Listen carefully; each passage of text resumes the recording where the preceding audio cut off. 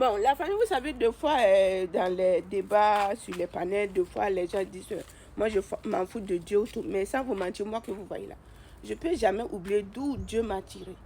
Je sais, mon âme et ma conscience, c'est que là-haut, quelque part là, il y a un être souverain qui existe.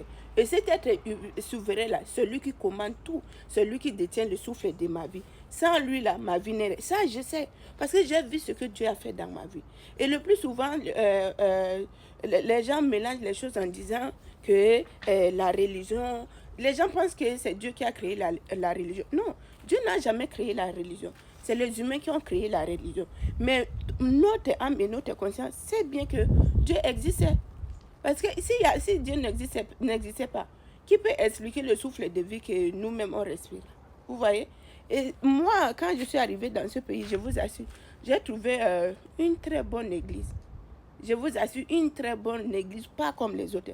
Vous voyez, la dernière fois, je vous ai dit que quand je n'avais pas la possibilité de conduire, ma voisine m'a aidé.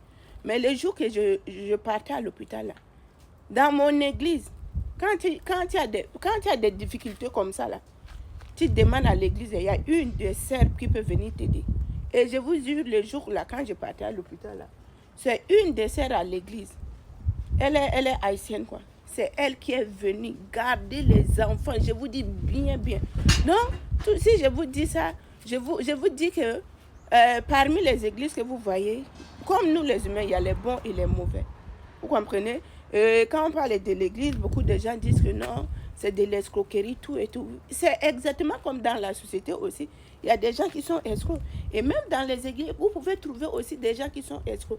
Mais n'oublions pas, parmi les escrocs, il y a des gens qui parlent vraiment de vrai Dieu. Vous comprenez? Et moi, je ne peux pas m'éloigner de Dieu. Je peux faire tout.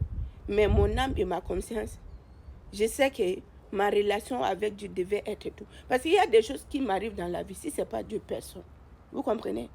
Et je vous encourage, quand vous arrivez dans ce pays-là, n'allez pas à l'église parce que c'est ma communauté africaine. Non. Priez dans votre cœur. Si c'est là où Dieu vous dit d'aller, allez. C'est comme ça. Moi, quand je suis arrivée ici au début, beaucoup de gens étaient venus pour me chercher. Dit que c'est Dieu qui vous a envoyé. Vous êtes des immigrants. C'est Dieu qui vous a envoyé dans notre église. J'ai prié depuis. J'ai dit, moi qui étais en Afrique, là, toi tu savais que je venais pour que tu pries que Dieu m'envoie dans ton église. Tu savais que j'ai refusé et j'ai dit, le même Dieu qui m'a amené ici, il va me diriger un jour vers une bonne église. C'était comme ça que moi-même je me suis levée dans le froid, dans la neige, chercher mon église jusqu'à ce que j'ai trouvé. Et jusqu'à aujourd'hui, là, je ne regrette pas l'église là. Parce que l'église, là, je vous dis, c'est pas comme les autres, sans vous mentir. Quand on parle de, comment dire, amour fraternel, c'est pas comme ça. C'est pas comme ça. Quand il y a des activités, quand tu as besoin d'aide, les autres sont là à te soutenir. Moralement, spirituellement, tout le monde est là. Donc, faisons les parts des choses. N'oublions pas que Dieu existe, c'est ce que je voulais vous passer comme message.